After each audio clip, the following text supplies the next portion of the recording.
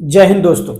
अगर आप injection moulding machine में काम कर रहे हैं या ब्लो मोल्डिंग मशीन में काम कर रहे हैं जहां पे प्लास्टिक के कंपोनेंट बनाए जाते हैं, तो उस मोल्डिंग मशीन में एसी करंट और डीसी करंट का यूज कहां कहां होता है उस मशीन में, इसके बारे में देखेंगे। और जो मशीन हमारी है उस मशीन में तो एसी और डीसी दोनों यूज होते हैं। एसी करंट और डीसी करंट कैसे यूज किया जाता है इसके बारे में भी हम डिस्कस करेंगे। तो सबसे पहले देखते हैं हम एसी का सप्लाई, मतलब एसी जो हमारे इंजेक्शन मोल्डिंग मशीन में है ना, उसमें कौन कौन से पार्ट्स में हम एसी करंट का सप्लाई देते हैं। ये हमारा इंजेक्शन मोल्डिंग मशीन है, ठीक।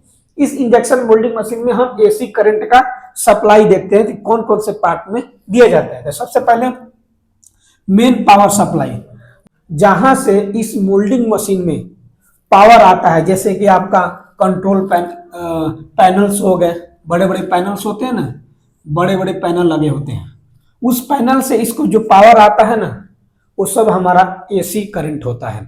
उस पैनल से हमारा जब करंट आएगा वो सब हमारा एसी करंट होता है। तो पहला point main power supply, main हमारा यहाँ से पावर सप्लाई हो रही है इस मोल्डिंग मशीन के लिए, तो इसमें हम एसी करंट ही यूज करते हैं, ठीक, जिसे हम पैनल्स बोलते हैं। बड़े बड़े पैनल्स होते हैं, उसी पैनल, जो पैनल सभी मशीनों को एक जगह से हम पावर को, करंट को ट्रांसफर करते हैं, उसको हम पैनल बोलते हैं। तो इस पैनल से हमारा एसी करंट इस मोल्डिंग मशीन में आता है। तो पहला हो गया हमारा मेन पावर सप्लाई।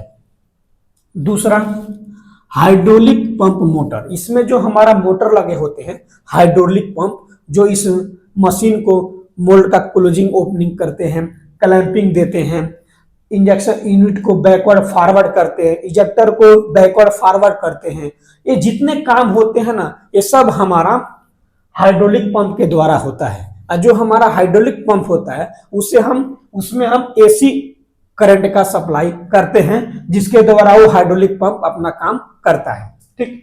दूसरा पॉइंट, थर्ड पॉइंट, हीटर में जैसे देखिए, ये हमारा हीटर है, इसको हम हीटर बोलते हैं। ये ऊपर लगा है ना, इसको हम बेंड हीटर बोलते हैं। ये डिजाइन के हिसाब से होता है। हीटर क्या करता है, प्लास्टिक मटेरियल को गर्म करता है, जो प्लास्टिक मटेरियल को स्क्रू के द्वारा इस मोल्ड में इंजेक्शन करते हैं तो हमारा प्लास्टिक का कंपोनेंट बनकर तैयार होता है। जो हमारा हीटर होता है ना, उसमें हम कभी भी एसी करंट का सप्लाई करते हैं डिजाइन के हिसाब से। कोई कोई डिजाइन हम बनाते हैं हीटर जिसमें हम डीसी करंट यूज करते हैं, लेकिन डिजाइन के हिसाब से हम एसी करंट यूज करते हैं। कूलिंग पंप, जहां पे हमारा कूलिंग टावर लगा होता है, कूलिंग टावर लगा होता है जहां से पानी की सप्लाई इस मोल्डिंग मशीन में आती है, उस कूलिंग टावर में जो पंप हमारे लगे होते हैं, उस पंप में हम एसी करंट का सप्लाई करते हैं। जो एसी करंट के सप्लाई से जो मोटर होती है ना, उस पानी को इस मशीन में ट्रांसफर करता है, वही पानी यहाँ पे आता है जो मोल्ड को, मशीनों को ठंडा करने में मदद करता है। तो हम कहा कूलिंग पंप में हम एसी करंट का यूज करते हैं। Last point, air compressor. देखिए, जो हमारे एयर कंप्रेसर होते हैं ना, जहां से हवा को हम कनेक्शन लेते हैं और हवा का जहां पे जरूरत पड़ता है वहां पर हम यूज करते हैं। तो जो हमारा एयर कंप्रेसर होता है मोल्डिंग मशीन में, ब्लो मोल्डिंग मशीन में एयर बहुत जरूरी होता है, वहां पे लगाया जाता है। तो जो एयर हमारा कंप्रेसर है, जैसे कि हमारा ऐसे रहता है एयर कंप्रेसर, ये चलती है, यहाँ से हम हवा लेते हैं और इस मशीनों में यूज करते हैं। तो उस एयर कंप्रेसर में हम कभी भी एसी करंट, एसी पावर का सप्लाई हम करते हैं, जिससे हमारा एयर कंप्रेसर चलता है और हमको एयर देता है। तो ये हमारे पॉइंट है। देखिए, तो हमने एसी की जो सप्लाई होती है वो मोल्डिंग मशीन में कहां कहां करते हैं, तो मेन पावर सप्लाई में, जहां से पावर मशीन में मिलता है वहां पे, हाइड्रोलिक पंप में, जैसे कि मोटर बोलते हैं, जिसमें इंजेक्शन मोल्डिंग का जो मोटर होता है उसमें हम एसी का सप्लाई करते हैं। हीटर में, ये हमारा हीटर है, इसमें हम एसी पावर का सप्लाई करते हैं। कूलिंग पंप में, जहां टावर लगे होते हैं, जहां से पानी ट्रांसफर किया जाता है, वहां पे उस मोटर में हम एसी करंट लगाते हैं। और एयर कंप्रेसर में, जहां से एयर लेते हैं और अपना यूज करते हैं, तो उस एयर कंप्रेसर में भी एसी पावर का सप्लाई करते हैं।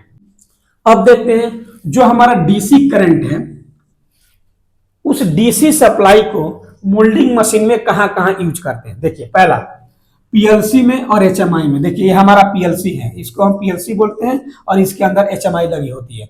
जो डिस्प्ले है जहां पे टच करके हम रीडिंग को फीड करते हैं उसको हम HMI कहते हैं, और जो पूरी सिस्टम होती है उसके पूरे इस सिस्टम को हम PLC के नाम से जानते हैं। तो PLC में और HMI में हम क्या DC पावर की सप्लाई करते हैं मोल्डिंग मशीन में। ठीक, सेंसर, प्रोक्सिमिटी सेंसर मतलब कि जो सेंसर मोल्ड की टनेज को रीडिंग देती है हमको, जो भी सेंसर है उस सेंसर में हम कभी भी DC पावर की सप्लाई करते हैं। रिले हो गए, जो इसमें मशीन में रिले लगा होता है।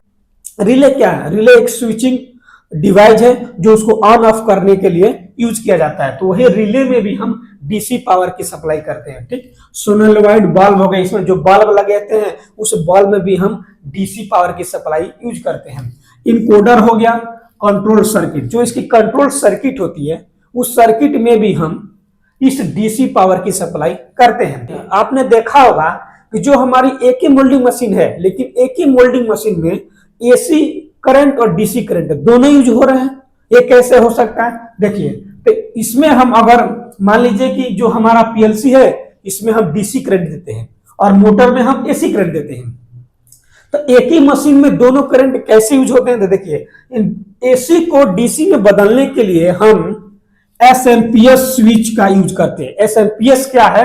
यह एक स्विच मोड पावर सप्लाई है। ये क्या करता है? SMPS AC करंट को DC करंट में कन्वर्ट करके हमको देता है, जो हम PLC में और सेंसर में रिले में यहाँ पे हम यूज करते हैं DC करंट। जैसे कि SMPS क्या करता है? आपने AC से लिया, आपने कितना 230 वोल्ट AC लिया और 415 वोल्ट AC करंट लिया। इन दोनों पे क्या करता है ये SMPS 24 वोल्ट DC में बदलकर इसको देता है, जिससे हम क्या करते हैं PLC में, इनकोडर में, प्रोक्सिमिटी सेंसर में, HMI में, ये सब जगह हम उस DC करंट को यूज करते हैं। तो ऐसे हमारा इंजेक्शन मोल्डिंग मशीन में AC और DC करंट का यूज किया जाता है।